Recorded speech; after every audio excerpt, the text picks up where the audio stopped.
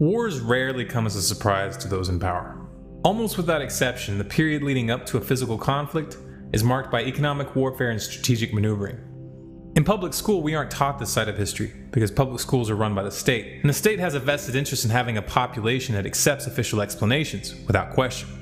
Right now, the groundwork is being laid for a war between the United States and a bloc of resistant nations. Among these nations are China, Russia, North Korea, Syria, and Iran. This lead-up is passed unnoticed by most of the population for two reasons. One, the mainstream media and the US government intentionally obscure the geopolitical context of the events unfolding right now. And two, this stage in the conflict is comprised of an array of proxy wars, which will have secondary consequences that can only be anticipated if one has a firm grasp on the strategic importance of the regions in question. Unfortunately, we live in a time when much of the public is incapable of even finding countries like Iran or Syria on a map. The reason that nations wishing to instigate a war make use of proxy wars and other forms of provocation rather than attacking directly is largely psychological. When a government wants to take its people to war, they need the public to be caught by surprise when the situation escalates. It is the shock of an unexpected attack that creates the climate needed for an outright war. And this is only possible when the lead up to the crisis passes undetected.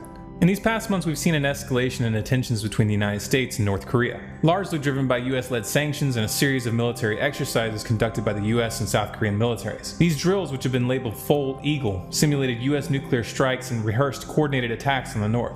This in itself was an escalation, but the tensions were further heightened by the signing of a new mutual defense treaty between the United States and South Korea that significantly lowers the threshold required for the US to militarily engage North Korea. North Korea poses no real threat to the US, but if Pyongyang can be lured into a fight, China will be directly affected.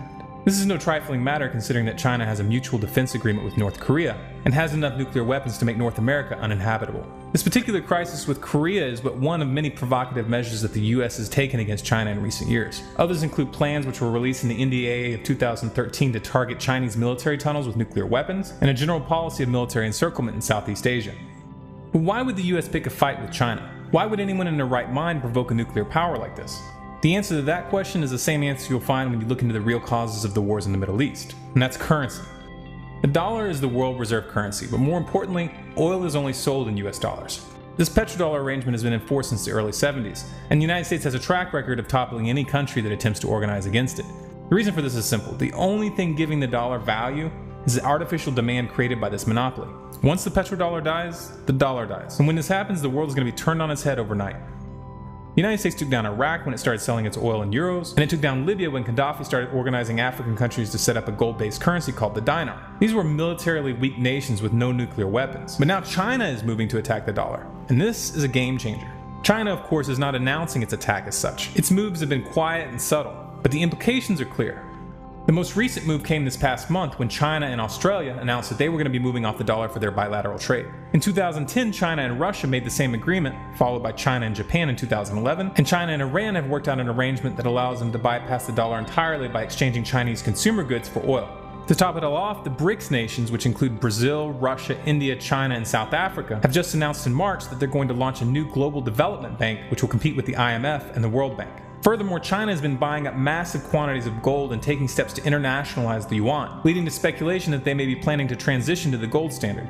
These moves have massive implications. China is chipping away at the dollar piece by piece, but the mainstream media isn't talking about it. The politicians aren't talking about it. And the reason is simple. If the public were to understand the petrodollar, they would understand that there is no war on terrorism. There's only a war for control of the world's financial system. All of this talk we're seeing right now of a red line supposedly crossed in Syria is part of the same game. It's a proxy war to provoke Syria's closest ally, Iran. I frankly think that crisis initiation is really tough. And it's very hard for me to see how the United States president can get us to war with Iran. Which leads me to conclude that if, in fact, compromise is not coming, that the traditional way of America gets to war is what would be best for U.S. interests. Some people might think that Mr. Roosevelt wanted to get us into World War II, as David mentioned. You may recall we had to wait for Pearl Harbor. Some people might think Mr. Wilson wanted to get us into World War I. You may recall he had to wait for the Lusitania episode. Some people might think that Mr. Johnson wanted to send troops to Vietnam. You may recall he had to wait for the Gulf of Tonkin episode. We didn't go to war with Spain until the until the Maine exploded. And may I point out that Mr. Lincoln did not feel he could call out the Federal Army until Fort Sumter was attacked. which is why he ordered the commander at Fort Sumter to do exactly that thing which the South Carolinians had said would cause an attack. So if, in fact, the Iranians aren't going to compromise, it would be best if somebody else started the war. One can combine other means of pressure with sanctions. I mentioned that explosion on August 17th. We could step up the pressure. I mean, look, people, Iranian submarines periodically go down. Someday one of them might not come up. Who would know why? We can do a variety of things if we wish to increase the pressure. I'm not advocating that, but I'm just suggesting that this is not a either-or proposition of, it's just sanctions has to succeed or other things. We are in the game of using covert means against the Iranians. We could get nastier at that. For more information regarding the history of the petrodollar and the war that we're being led into, please watch our mini documentary entitled The Road to World War III. If you'd like more content like this, please subscribe to this channel, Stormclouds Gathering, on YouTube. For updates and bonus content, follow us on Facebook, facebook.com/StormcloudsGathering, on Twitter at Collapse Updates, and our website, stormcloudsgathering.com.